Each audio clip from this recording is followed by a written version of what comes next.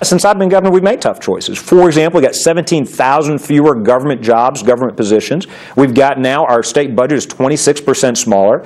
I made it absolutely clear we're not going to raise taxes, but look at what's happened. Per capita income, where our ranking is now higher than it's been in 80 years. 25 years in a row, we've been losing population since I've been governor. 5 years in a row, we've had more people move into the state rather than leave the state. Phil Mickelson deserves a lot of credit for bringing this front and center by saying, by the way, and I'll just paraphrase, I'm probably going to have to leave California and do some thinking because I'm giving away 60% of my income. You are looking to do what California is not, and that is knock their state tax down to zero. How do you make up that revenue if you want to join Florida and Texas? In Louisiana, we've got the fourth lowest state local tax burden, according to the Tax Foundation. We're actually a little bit lower than Texas even.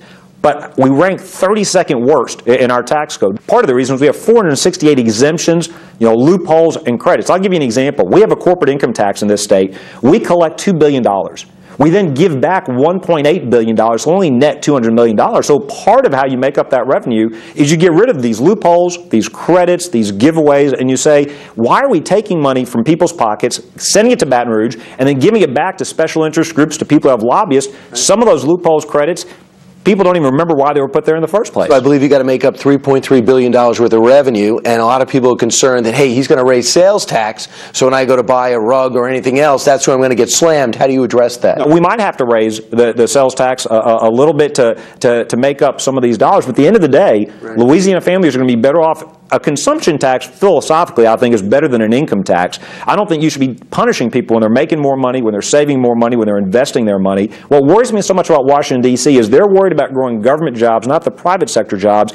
Getting rid of the income tax allows us to grow private sector jobs. The main thing that's really weighing down, the thing that you're trying to get the president's attention on, and that is Medicaid. You want to sit down with him with some Republican governors. What kind of response have you gotten from President Obama? Because they're asking you to go with, in your words, a 1960s model instead of a model that you think will be effective. You studied Medicare for 2 years just on your own before you got this job.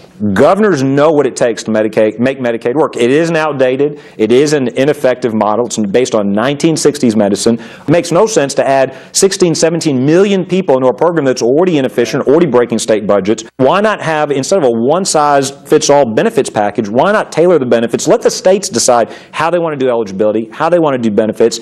These are the kinds of ideas that would collectively could save both the states and federal government billions of dollars and better serve our people. You've seen this president now for 4.5 years. Do you believe you're ever going to get a return phone call? Look, I'm going to continue to be optimistic, but the reality is I'd love to see the law repealed and replaced. At the very least, they need to sit down and listen to governors and hear our thoughts about how they can make Medicaid more effective for all of our beneficiaries and for all of our taxpayers. We're over here in New Orleans, but a couple of days ago we had a chance to go to the governor's mansion over in Baton Rouge to talk to Governor Jindal. Last hour we heard from the governor about how Washington can learn by the way he's running his state of Louisiana. Now we focus on the Republican Party. Listen. We've got to stop being the stupid party. And I'm serious. It's time for a new Republican Party that talks like adults. It's time for us to articulate our plans and our visions for America in real terms. So you give a major address to the Republican Party, and it's picked up by everyone a couple of days later, and everyone's picking out one thing as if you only said 2 sentences, and those sentences are, we have to stop being the stupid party. In what way do you believe that the Republicans have the right message, they just don't have the right messaging? Well, I made it very clear in that speech, I don't think we need to change our principles, but we have to apply our principles to specific policy ideas where we don't insult the intelligence of the voters. The president did a great job this last election trying to divide and scare people. We know our ideas. We know they work.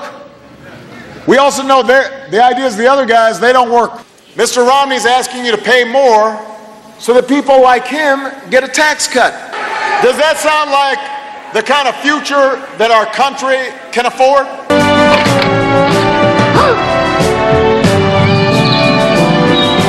Bottom line, in our society, MTV society, I'm going to remember that granny going over the cliff with that Republican tossing him more than, hey, I'd like to show you my restructuring of Medicare. How do you dumb it down and win an election? So the Medicare ads, the class warfare, the so-called war on women, I think we as Republicans need to reject that. Reject identity politics, reject this divisiveness, and instead appeal to what really unites us as Americans. I think people get it. I think, not every person follows every budget chart or knows every decimal point in the budget debt, But they do know this. Instinctively, they know my family can't spend more money than I take in, so how does the government do that? Instinctively, they know there's no government that's been able to spend or borrow its way into prosperity. I think we need to honor the American people's intelligence and talk to them like adults. Anyone that talks to you sees your passion for interest for these subjects and looks in your background. If anybody wants to be a candidate for president 2016 like yourself, when do you think the decision has to be made? Anybody on the Republican side even thinking or talking about running for president in 2016, I've said needs to get their head examined. And the reason I say that is we've lost 2 presidential elections in a row. We need to be winning the debate of ideas, then we'll win elections. A majority of the American voters think the government's trying to do too much. They want smaller government, yet they still voted for President Obama. That means we're not winning the conversation. We're not presenting our ideas. We're not in that debate as well as we should be.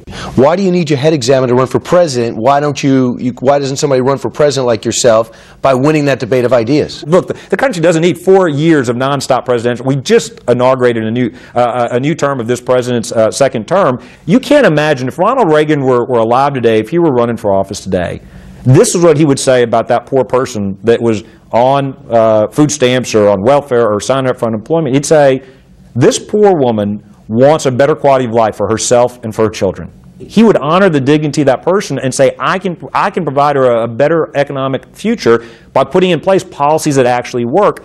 We need to be having that kind of debate. We need to show people that there's a different future that goes back to our roots, that's all about independence. It's not about government expansion, not about government interference in our lives. It's about individual Americans providing for their families and doing better in a growing economy. He might not have decided to run yet, but he does have a Congress background. He did work with President Bush in the administration, and now he's a successful governor. Pretty impressive resume, guys. Impressive.